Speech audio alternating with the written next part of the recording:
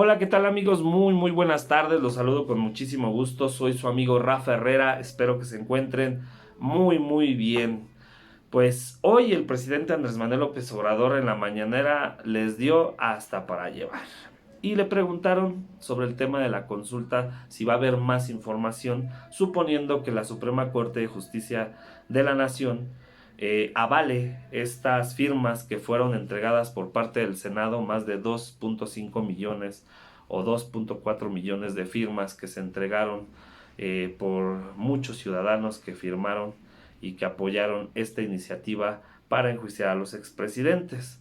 El presidente dio detalles de diferentes momentos de Salinas, de Cedillo, de Fox, de Calderón, y aquí entre Calderón y Peña me quiero detener un poco, porque aquí hubo un pacto de impunidad donde sabía Felipe Calderón el dinero que se aportó por Odebrecht a la campaña de Enrique Peña Nieto. Y obviamente lo que nos estamos enterando en el caso de Emilio Lozoya, que efectivamente recibieron dinero de Odebrecht para la campaña de Enrique Peña Nieto. Y me voy a detener en una columna de nuestro amigo John Ackerman en La Jornada. La denuncia presentada por Emilio Lozoya en contra de Luis Videgaray y Enrique Peña Nieto por la canalización ilegal de 1,000 millones de pesos por la empresa Odebrecht hacia la campaña presidencial de 2012 es una confesión o una parte de una confesión de los involucrados con respecto al fraude electoral de ese año. Está tan importante la colaboración del excoordinador internacional de la campaña presidencial del, del originario del grupo Atlacomulco, que confirma que lo que todos sabíamos en aquellas fechas. Peña Nieto no ganó legítimamente las elecciones, sino que se impuso por medio de la compra de voluntades o de votos, lo cual significa que llegó a la silla presidencial por un medio de un evidente fraude, definitivamente un fraude electoral. ¿Por qué? Si el tope de campaña de los gastos rebasó 14 veces ese tope, el tope fijado por las autoridades fue de 336 millones de pesos, pero el candidato del PRI se gastó por lo menos 4,263 millones de pesos. Este monto no solamente involucra la utilización de las famosas tarjetas Monex. Recordarán, y lo dijo el presidente Andrés Manuel López Obrador, que las tarjetas Monex, y a mí no se me olvida, como después de esas elecciones, en la Ciudad de México en particular, lo que yo viví es de que había cientos de personas yendo a Soriana con esas tarjetas para comprar televisiones, refrigeradores, estufas, etcétera. Y tú decías, ¿de dónde sacaron? Para entrar.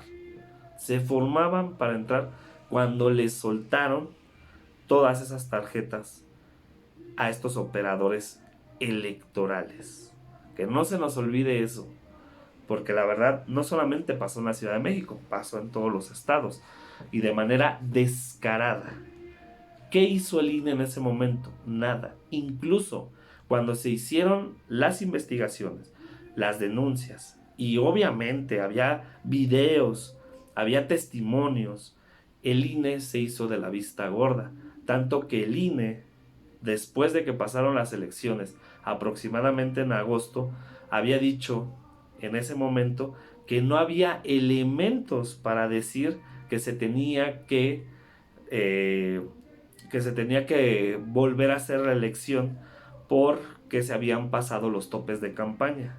Nunca hizo la investigación el INE, nunca dio fundamentos. Es más, todavía algunos consejeros del INE, incluyendo a Lorenzo Córdoba y Ciro Murayama, hace unos meses, cuando se volvió a tocar este tema, dijo que esto ya ya no tiene nada que ver, que la fiscalización pues ya prescribió y que pues esto ya no le compete al INE. Pero ¿por qué no hicieron nada? Y aquí es donde vemos cómo desgraciadamente el INE sigue teniendo una, de verdad, no tiene credibilidad el INE. La verdad, la FEPADE también no ha hecho bien su trabajo. Y pues bueno, hay que recordar también que en ese entonces, ¿quién descubrió y quién fue perseguido?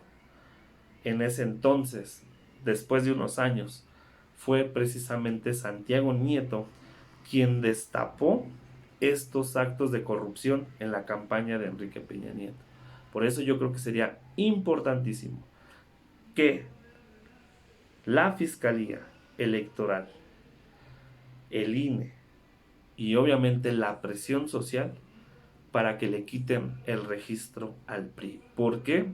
Porque ellos cometieron un delito electoral, se pasaron de la raya cañón en el presupuesto de esas elecciones. Por lo tanto, deberían de quitarle el registro al PRI.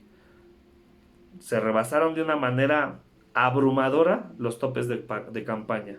Además de que hubo intervención de empresas extranjeras que inyectaron dinero a la campaña de Enrique Peña Nieto para ganar las elecciones con la compra masiva de votos. Imagínense, 4,000 millones de pesos. Además, también hay una dispersión de por lo menos 2,294 millones de pesos durante el proceso electoral. Y que esto es lógico, que aquí llama mucho la atención lo que dijo el presidente Andrés Manuel López Obrador. Sabía perfectamente bien Felipe Calderón de todo lo que le habían inyectado a la campaña presidencial de Enrique Peña Nieto y no dijo nada.